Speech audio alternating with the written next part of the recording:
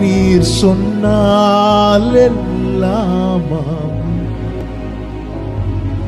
உம் சொல்லால் என் ஜீவன் வாழும், உம் கண்கள் என்னை தேடும், நான் உடைந்தால் உள்ளம் வாடும், ஓம் கிருபையும் வார்த்தையும் எந்தன் வாழ்வை தாங்கும். கிருபையும் வார்த்தையும் நம்மை தாங்கும். அவருக்கு ஏற்றவனமாய் நம்மை உருவாக்கும். பலவீனனை பலவானாக, சுகவீனனை சுகவானாய் மாற்றுகிறவர்.